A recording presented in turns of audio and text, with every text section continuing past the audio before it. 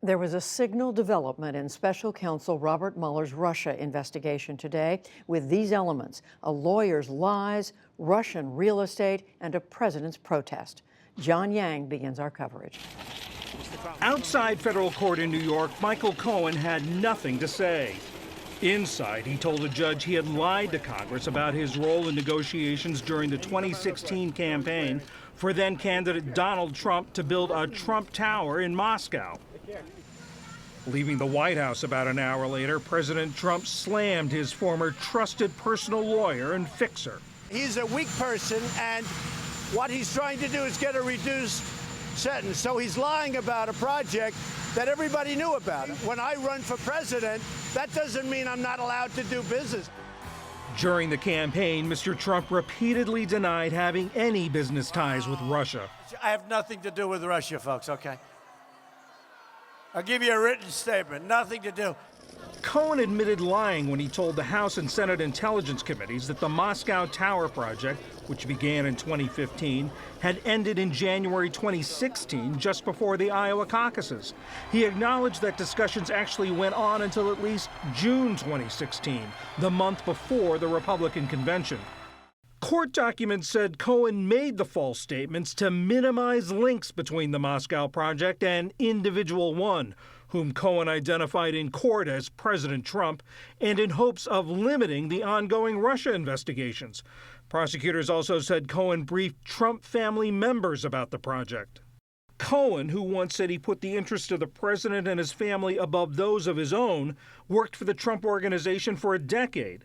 While he had earlier pleaded guilty to other federal offenses, today's charges came from Special Counsel Robert Mueller and included an agreement to cooperate in his probe of Russian interference in the 2016 election. This week, Mueller also ratcheted up pressure on former Trump campaign chairman Paul Manafort, alleging that he breached his plea deal by repeatedly lying to investigators. Even as the president vilified Cohen, he said a presidential pardon for Manafort is not out of the question. It's very sad what's happened to Paul, the way he's being treated. I've never seen anybody treated so poorly.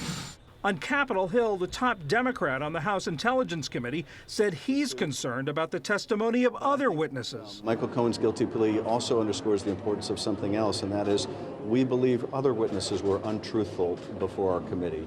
We want to share those transcripts with Mr. Mueller. Some Republicans, like Louisiana Senator John Kennedy, said the Mueller investigation should not drag on. We do need to wrap it up. It's been, 17 months now, and the American people are entitled to know what happened and who, if anybody, broke the law. This week, the Senate blocked legislation to protect the Mueller investigation. For the PBS NewsHour, I'm John Yang. To help explain what Michael Cohen's plea agreement could tell us about the Mueller investigation, we're joined now by Garrett Graff. He's a contributor to Wired magazine, and he's the author of The Threat Matrix: Inside Robert Mueller's FBI and the War on Global Terror. Garrett Graff, welcome back to the program. What does all this add up to, what we learned today from what Robert Mueller said? Yeah, this is an incredibly significant development, and it becomes more significant sort of as the day passes and its true meaning sits in. Robert Mueller, in his investigation, has uncovered two separate criminal conspiracies that aided Donald Trump's election in 2016. One was run by the Russian government, involving the hacking attacks on the DNC and information operations on Facebook and Twitter. And the other was a criminal conspiracy around campaign finance violations led by Michael Cohen himself. Today, what this guilty plea means is that the central figure in one of those criminal conspiracies reached out to and sought the aid of the central figure, Vladimir Putin, in the other criminal conspiracy. So this is beginning to paint a picture of a coordinated effort that is exactly what we have been wondering about all along. So this goes beyond, Garrett Graff, what people were thinking was the main focus of the Mueller investigation, and that is Russian interference in the U.S. election. Well, it's not. This is the central focus. It doesn't go beyond that. It's that this is getting to the core of that question. Sort of, what did Russia do? Who helped them? And what Americans participated in the Russian criminal conspiracy? And obviously, the Michael Cohen charges thus far seem unrelated. But what we are beginning to see is that the Trump Organization was trying to engage in direct conversation with the office of Russian President Vladimir Putin well into the 2016 presidential campaign.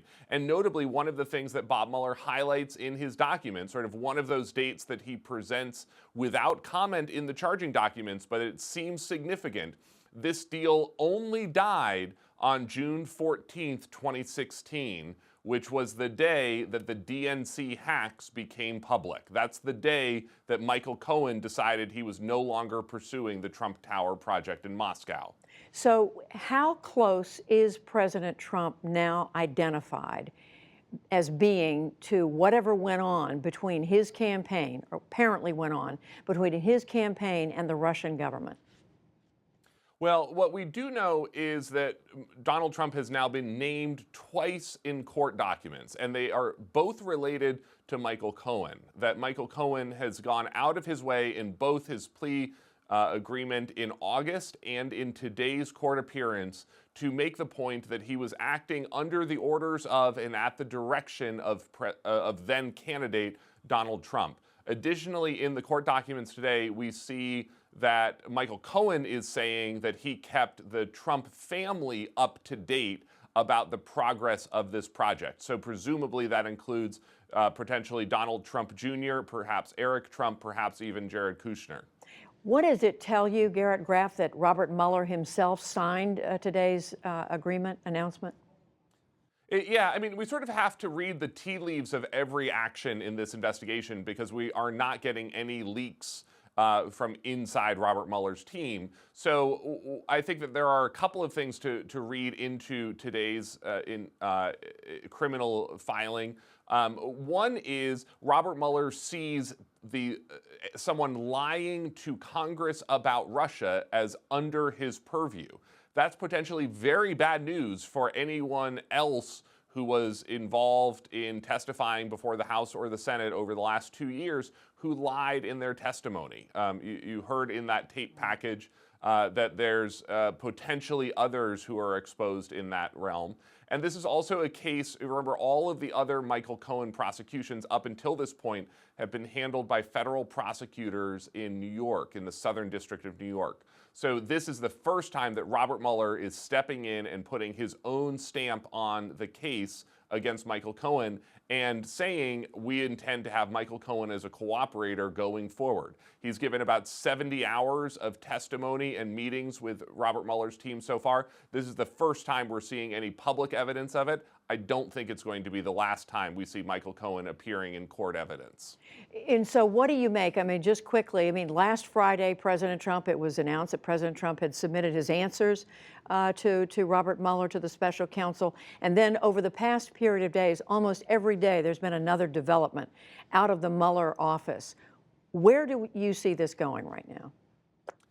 Well, what we are seeing is that Mueller very carefully was not rocking the boat until he had those Trump written answers in hand. Now, though, he's charging forward on a variety of fronts. We've seen tremendous movement this week also around sort of this nexus of Roger Stone, Jerome Corsi, and Julian Assange and the questions of WikiLeaks' role in releasing those Democratic stolen emails. Garrett Graff joining us once again. Thank you very much. My pleasure.